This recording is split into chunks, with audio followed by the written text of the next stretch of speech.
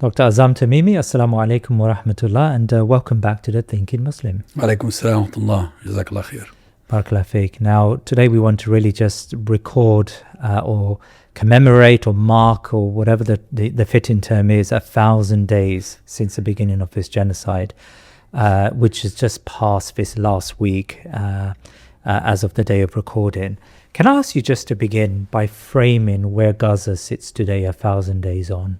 Well, the people of Gaza are still suffering. Things have not improved at all for them. The Israelis continue to hunt down whoever they wish. And if they target someone, they don't care if they kill scores of people along the way.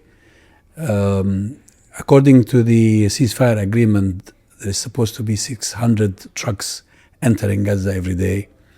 Less than 1/6 of this number enters, and most of the content is intended for the market rather than as humanitarian aid.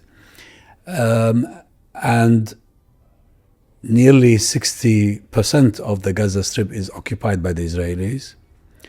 And now the plan, as far as the Board of Peace is concerned, is to help the Israelis achieve through various plots and conniving and treachery what they couldn't achieve through military means. Now I understand that the Board of Peace, together with the Israelis, are working on creating a free zone or an independent zone, they call it, or I don't know what they really call it, in the very south of the Strip, in Rafah, whereby Hamas has no presence, and they want to call on people elsewhere where they suspect Hamas still exists to migrate to this newly created zone. I don't really see how this is going to work, but they seem to be desperate. And yesterday, Hamas issued a statement rejecting all these plots and conspiracies and affirming its refusal to disarm. So we're getting really nowhere. Yes, the conditions are miserable. The people are still suffering, but the Israelis are still in a war against Gaza and against Hamas. I mean, you have spent decades studying Hamas. You've written an authoritative book on Hamas, of course. Its philosophy, its politics, where it stands vis-a-vis the Palestinian struggle. 1,000 days into this war, is there anything we need to today understand about Hamas that has changed with the group or of the group since the beginning of this episode? Well, Hamas has proven to be truthful to its ideology, to its commitment that this is a struggle for the liberation of Palestine, and it can only end in one of two ways: martyrdom or victory. And therefore, all this speculation about Hamas surrendering, about Hamas giving up, capitulating, emanates from ignorance, from lack of proper knowledge about this movement.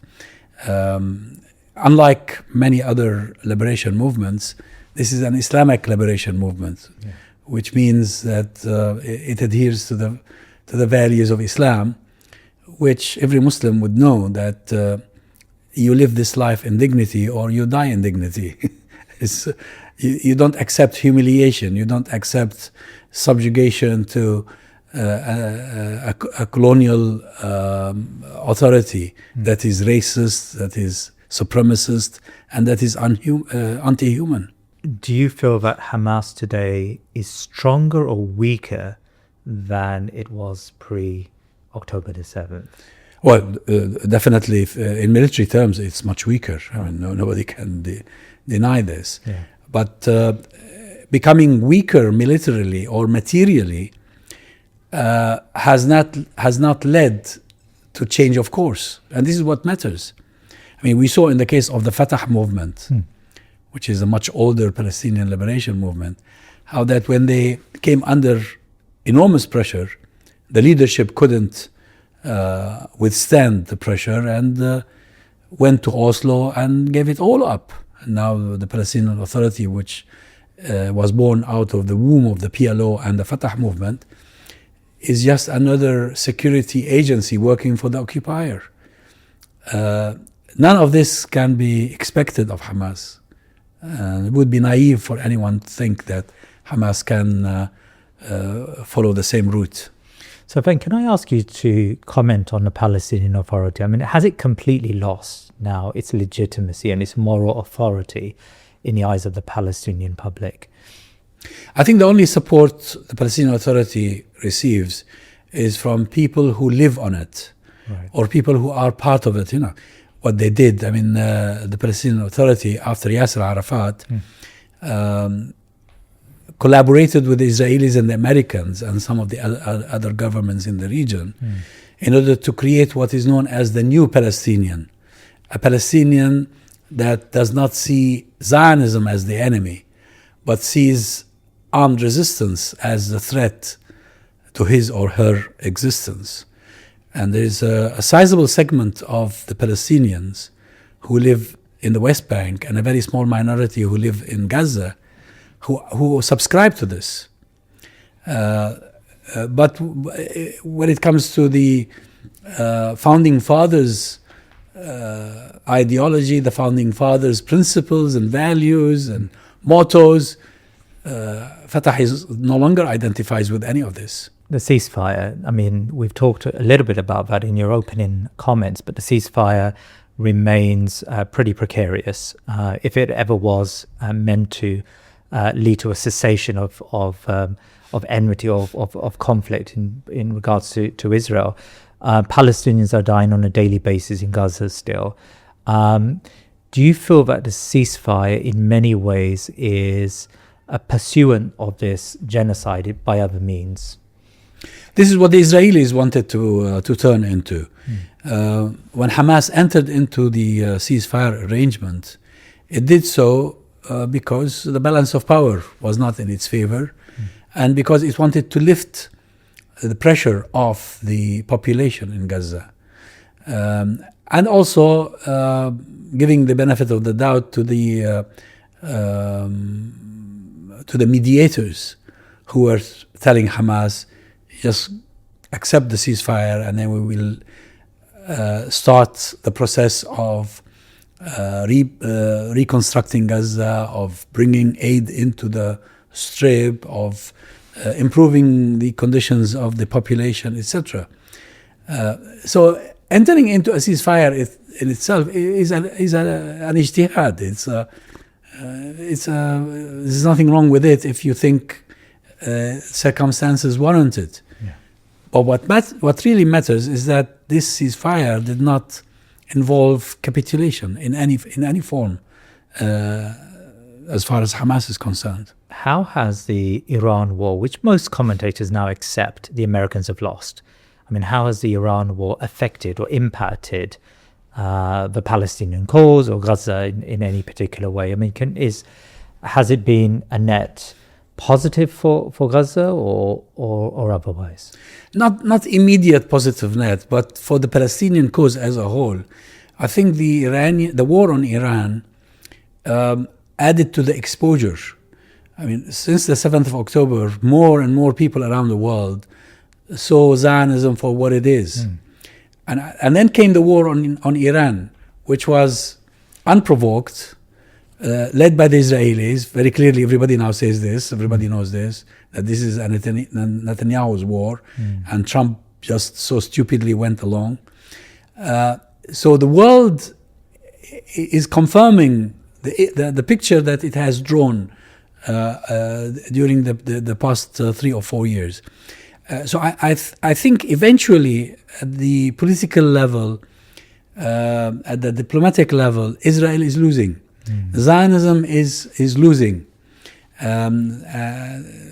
Probably before these recent wars in Gaza and in Iran, large segments of the world's population might have still thought well of the Israelis or of the Zionist endeavor, thinking of them as the victims.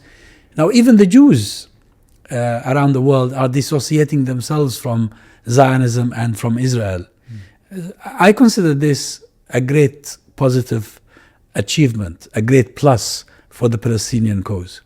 And how would you understand or analyze the commitment, I suppose, of the international community today when it comes to Gaza? I mean, Gaza remains still a very bloodied conflict, and the Israelis are continuing attacks on Gaza and attacks on innocents in Gaza, but it doesn't seem to be impacting the news cycle as it was before. For sure, it had never really proportionately impacted the news cycle before, but at the moment there is scant conversation about Gaza. I mean, how do you analyze and understand why Gaza has just become now a flat story in the news? Well, the world has been witnessing so many events, so it's the nature of humanity and human beings, and the nature of the media is to move on and focus on what is going on. So when the war started against Iran, that became understandably the focus, the important event. It is of course a sorry situation for the people of Gaza, because they tend to be forgotten, and nothing seems to be happening to alleviate their suffering. But you use the term the international community, and that's a problematic term, because usually in politics, when they say in the international community, they mean the world order. They don't mean the public, the people. I think the people around the world are sick and tired of Trump, of Netanyahu, of this neo-colonial campaigns around the world. And many of them sympathize with the Palestinians, sympathize with the Iranians and with the Lebanese. But at the level of governments, which are part of this world order that is still led by the United States of America and its allies, not much has happened. Not much change has occurred. But it definitely will happen. I'm sure. Just give it a few years, and we will start seeing changes. We've seen changes at the level of some governments. I mean, the Spanish government, for instance, the Irish government, etc. Even some of the Arab countries that were tempted to join the Abrahamic Accords have now taken a step back. And countries like Pakistan, for instance, which was nominated to come next after Saudi Arabia, we've seen positions, and we've heard statements coming out of there showing that they are sick and tired of this entire Zionist campaign. I know that this doesn't really help the people of Gaza. It doesn't help the people of the West Bank even, who are under attack on daily basis, on nightly basis by the settlers. Yet I have to look forward. I have to look at the bigger picture, and the bigger picture is still being manifested, and it is very positive, in my opinion. But do you feel, I mean, because the Israelis are now acting in impunity in the West Bank? I mean, there are very weak sanctions put on individual settler groups and settler figures in Palestine, but that's in occupied Palestine. But that's it's a very weak regime of sanctions. Do you feel at the moment that the slow and steady expulsion of the Palestinians from both Gaza and the West Bank is underway? I mean, is there any way that's ever going to be reversed now? The Israelis would love to see the whole of Palestine cleansed of the Palestinians. I mean, this is something they tried in 1948 and have been trying ever since to achieve. However, practically, it's not that easy. I mean, within Palestine, within British mandate Palestine, as we describe it sometimes, there are nearly equal Jews and Arabs and non-Jews. We call them non-Jews because the non-Jews are most of them are Muslims, and there is a Christian minority, and the Christian minority that is eroding because of the occupation. Many Christians were driven out. So the population, the human population within British mandate Palestine is 50-50 nearly. So and to expel millions of Palestinians, we're talking about 6 or 7 million Palestinians. Where are you going to expel them? Into Egypt or into Jordan? Or you need the collaboration of Western powers in order to provide passage out of Palestine. And none of this is happening. At the same time, what the settlers are doing with the support of the Israeli army to the Palestinians is embarrassing the Jews around the world. And I know that many Jews have nothing to do with this. Many Jews even condemn it. But this is done in the name of Judaism. It is done in the name of the Jews. And that's a very dangerous thing. So the more atrocious, the more vicious the settlers become, this is eventually going to backfire. And I think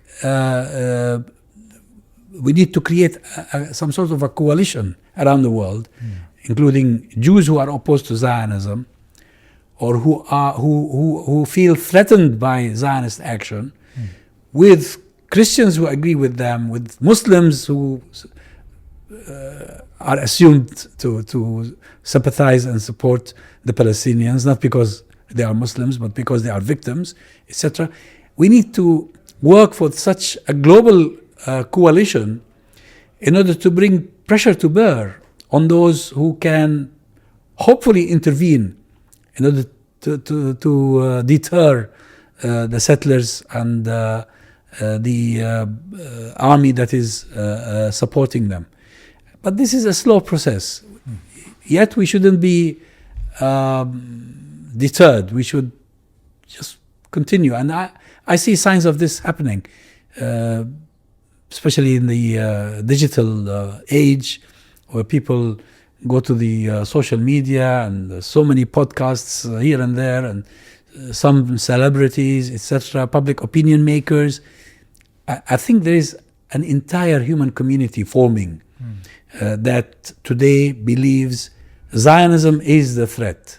Zionism is the problem.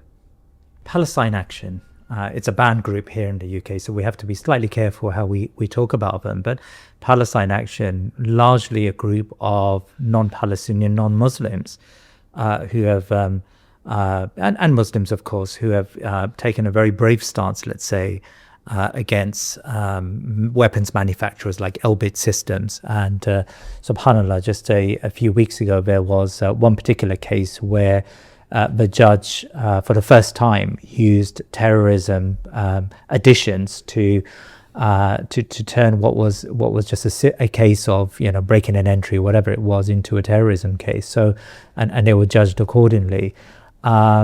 Just comment on Palestine Action through the eyes of Palestinians, because there are some Muslims I meet today, especially in the mosque community, who would say, this is all good, but it's not going to achieve anything. It's not particularly effective. I mean, how would you see the actions they've taken from your perspective? Well, history is full of examples of people who tried to change things peacefully and didn't work, and then they started becoming more violent, and they were called all sorts of things. And then when they won, they became heroes. So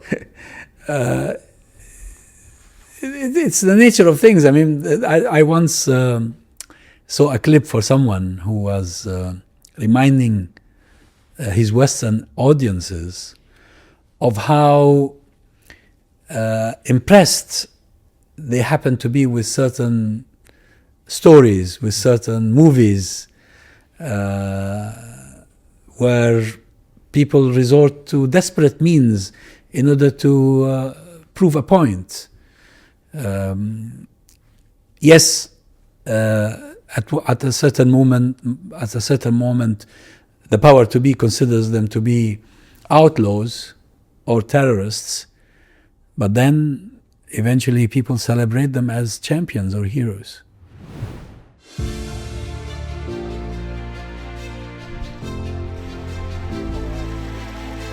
So we are in a village called Abak Madobi, which is in the larger Wajir County. This is a truck that comes twice a week to this village, $220 for each truck, and it serves about 2,000 people. And again, the reason why these trucks have to come to these communities is because there are no boreholes that are sustainable that can bring the water out to these huts and to these communities that are here. So every week, twice a week, this truck comes in here and fills this well so the community can access this water for cooking, for their animals, for their families, for whatever it is that they need it for. They come and they access it from this well.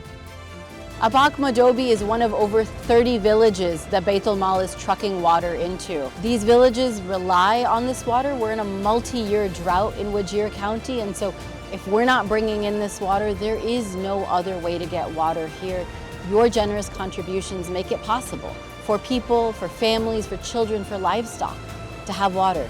It's just one of these trucks. It looks so simple, but it can be life-saving.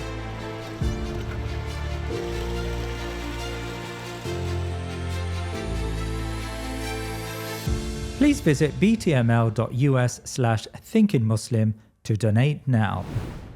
I'm just sort of thinking about the effectiveness of not just what they're involved in direct action, but the effectiveness of just the protest movement thus far in the West. I mean, again, I was speaking to someone recently who sort of said, shrugged their shoulders and said that they don't think that protests matter. And how can they tell? I mean, this is something that only time will tell. True. How can we tell? Yeah. Every struggle begins weak with a very small number of people, and then it picks up. It may end up with failure, with utter failure. I mean, like the indigenous populations of America lost their cause. They struggled, but they lost. They're finished. Their history, or part of history, in Australia, in New Zealand.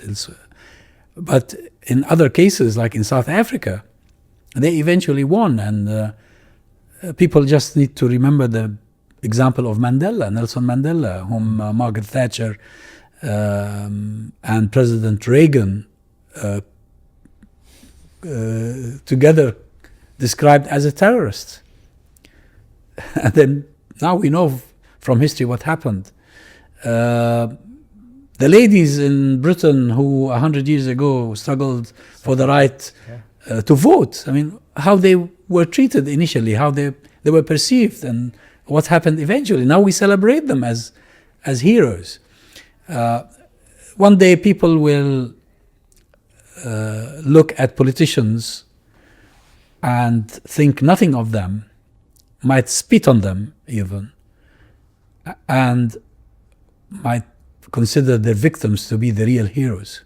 The UN, there was a UN finding, a UN committee that found, devastatingly found the Israelis of committing genocide, in particular targeting children, willfully targeting children in order to inflict the maximum amount of harm on Palestinian civic life or civil life. Human rights organizations have picked it up. Yet there is a persistence in the sort of Western press to desist in using the term genocide. Like, what is in your mind, where does that disconnect play into this whole narrative that the Israelis are trying to pursue, that they are fighting a just war? Well, it's a battle. And I really appreciate the efforts made by these UN observers, UN researchers, and all the human rights organizations. But regrettably, the UN as an institution is paralyzed. is paralyzed by its own creators, because they don't want it to function as an arbiter for justice for everybody. It was intended, well, clearly it was intended in the beginning when it was created to serve justice to the chosen people, but not everybody. We call it genocide. They don't want to call it genocide. Okay, I think probably in 10 years' time, there will be different people running the media. The BBC, Channel 4, The Guardian, The Telegraph, The Times, all of them, who will reflect on the near past and say, how cowardly were these people? Our predecessors didn't have the courage and the bravery to describe what they were seeing with their own eyes. I think someone will write about this. See, it's the same. It's the same cycle happening again. South Africa is being repeated. Vietnam is being repeated. So it doesn't matter that now the media, the mainstream media, is reluctant because it comes under enormous pressure from the Zionist lobby, and the Zionist lobby is still capable of suffocating the mainstream media. But I think luckily we have an alternative media now. Yeah. And I don't have figures, I don't know the percentage, but I think a significant number of people around the world no longer rely on mainstream media for their information, for their news, and for their knowledge.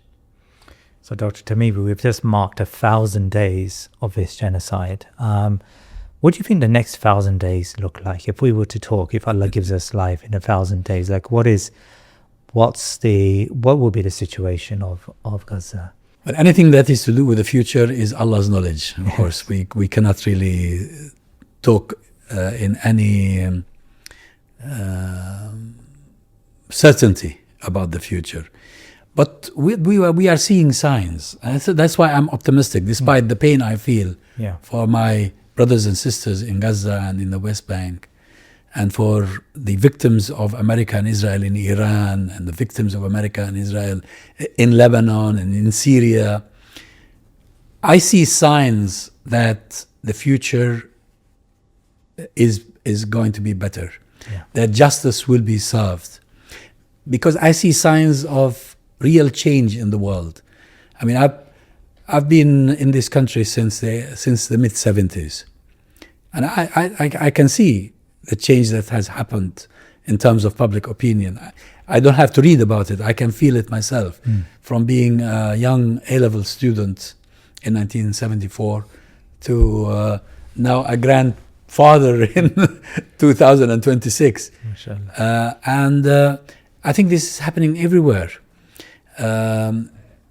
One thing remains to happen, and that is for the Arabs to rise again.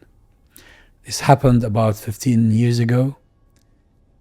Everybody is waiting for the Arabs to rise again. And when the Arabs rise again, the transformation I'm trying to describe will be expedited, because Israel is being protected, is being supplied with a lifeline by the very regimes that rule the majority of the Arabs. So the majority of the Arabs, who as individuals, as communities, feel for their brothers next door, sympathize with them, even weep for them, they are in shackles, and they need to break these shackles and rise up and change the situation. So these rulers are really just the first line of defense for Israel. And we saw that, on a number of occasions in this past 1,000 days. Can I even ask you a question that I've been wrestling with? And the World Cup has brought this sort of disconnect or problem or challenge in my mind to the fore, and that is the nationalism. Unfortunately, we are divided up into these nation states that often see each other as enemies rather than as allies and as brothers and sisters, and that feeling of solidarity that we used to have as an ummah has left us in many ways. And moments like the World Cup sometimes pronounce that division between us, or that nationalism between us. But at the same time, when Morocco won recently, the entire Muslim world erupted in a positiveness, and it was an Islamic feeling, that they made sujood and they made dua before the penalty kicks. How do we wrestle with the modern nation state and the nationalism that inevitably comes from it, with this aspiration we have of Arabs and Muslims uniting as one? Well, the modern nation state in the Arab world, I call it a territorial state, really, rather than a nation state, because all the Arabs from the Atlantic to the Gulf are one nation. This entity is an artificial one. And the sentiment of nationalism is also artificial. These are the inventions of the colonial powers that colonized our countries and divided us. And today they are promoted by the regimes that were left behind to perpetuate the influence of the former colonizers. And that's why today regimes in the region, they come up with silly slogans, like, for instance, Egypt first, Syria first, Jordan first, Saudi Arabia first. What is this? This is nonsense. We are a Muslim ummah, and we were great at a certain time in history, not because we were Arabs or because we were Saudis or Syrians or Egyptians or Palestinians or Jordanians, but because we were Muslim. And today, the existing Arab regimes are using all the resources available to them in order to fight any education that leads to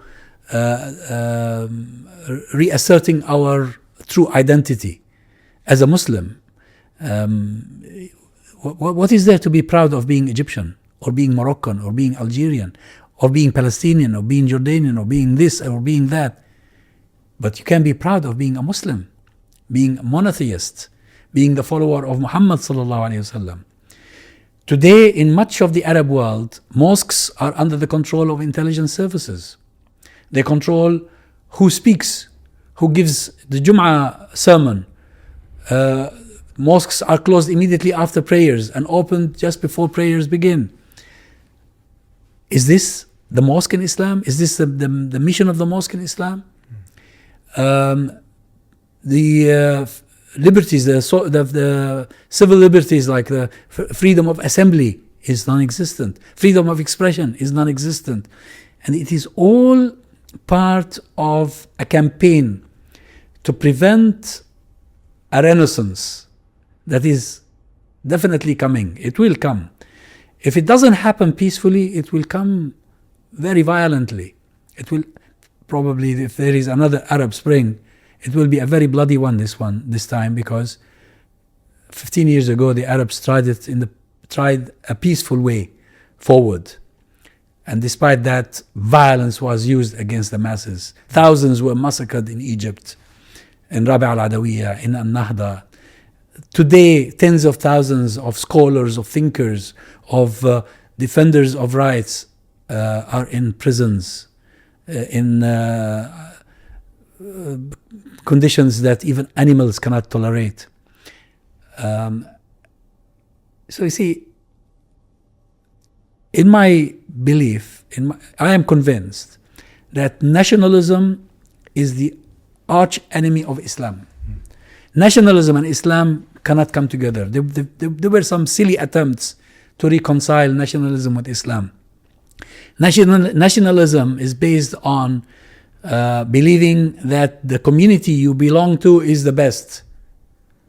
Whereas in Islam, the best in the eyes of Allah is the more pious. So it's impossible. They just cannot work together. And part of the work of the reformers or reformists or the revivalists, including people like Hassan al-Banna, Maududi, is to bring people back to the fold of Islam and to recognize their real identity and not these phony artificial identities under the banner of nationalism.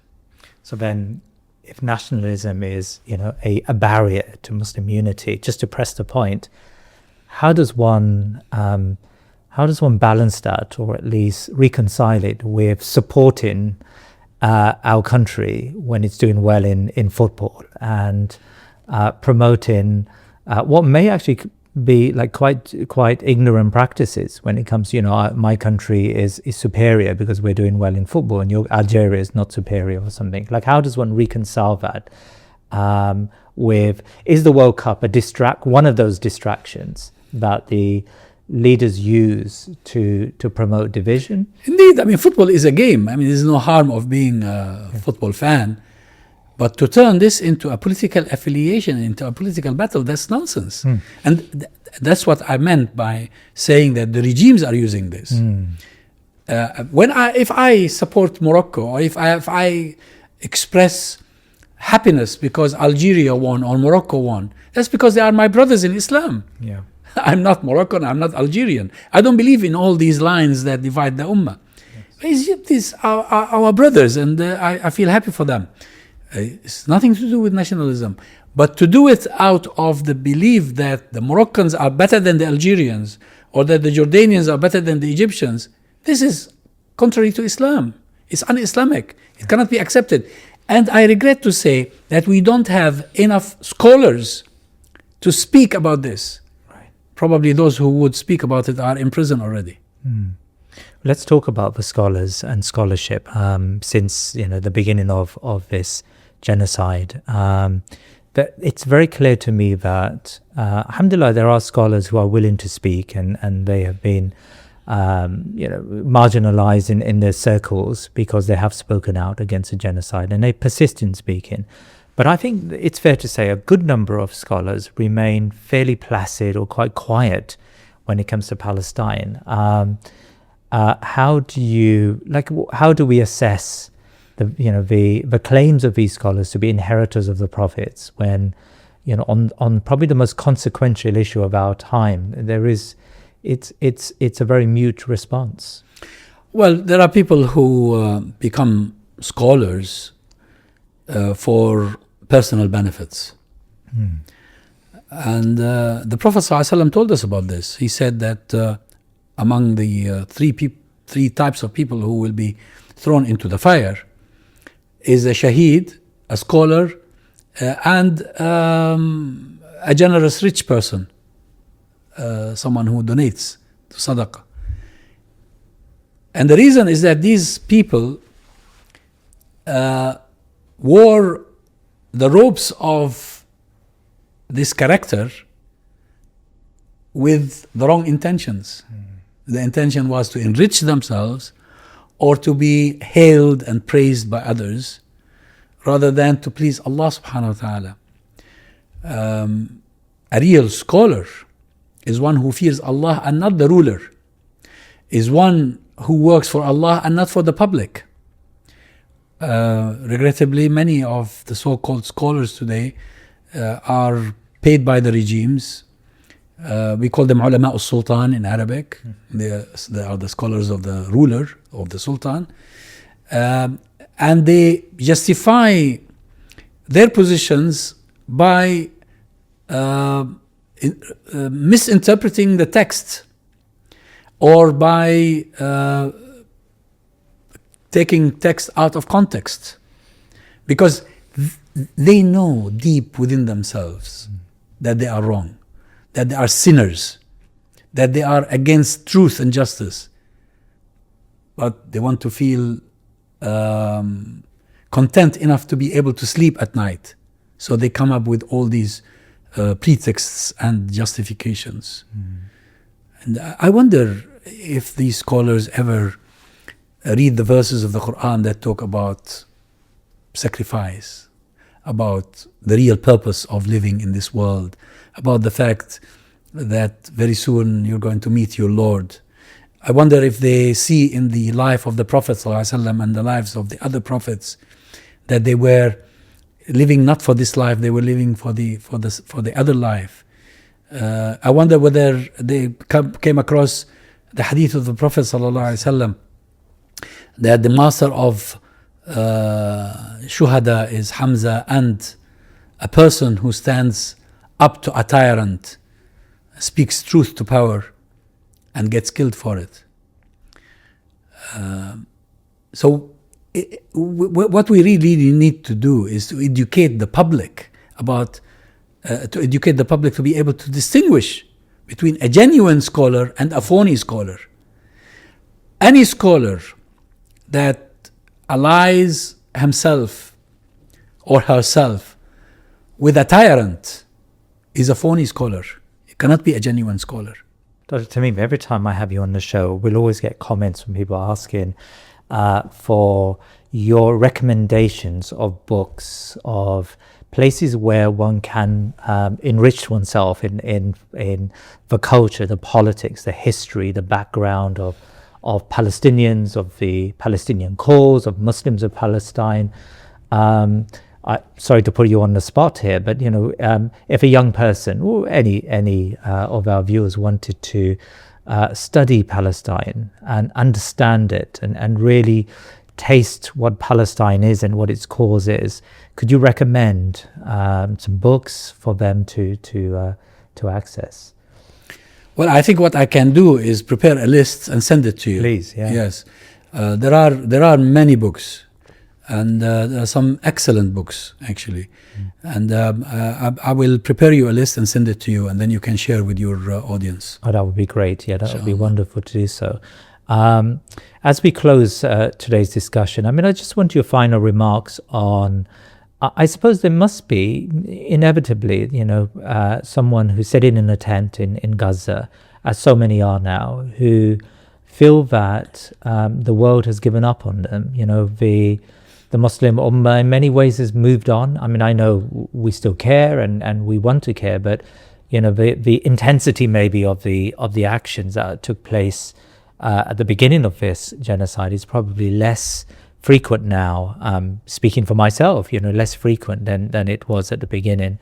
From a sort of just the psychology of a Palestinian perspective, what do you feel? You speak to your family and members of the community in Palestine. What is their real feeling about where they are and how the world is responding? Well, you are right. You hear some Palestinians say that the world has given up on us. But I think the good news is that the Palestinians themselves have not given up.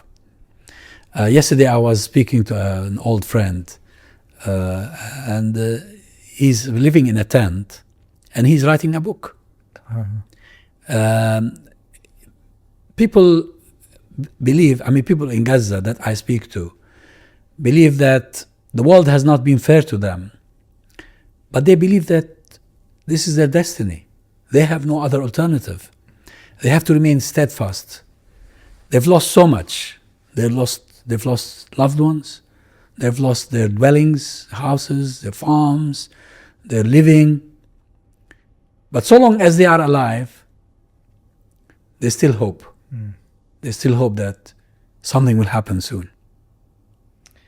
Dr. Azzam Tamimi, Jazakallah khair. Thank you so much for your time today. Jazakallah khair. Assalamu alaikum. Now you've reached the end of this show, and the fact that you've stayed until the very end tells me that you truly believe in our work. Please consider making a one-off donation or becoming a member by visiting thinkingmuslim.com/membership. Now your contributions give you exclusive behind-the-scenes access and the ability to ask questions to our guests, and monthly calls with myself, my team, and our guests like Sami Hamdi. Jazakallah khair, and keep us in your du'as.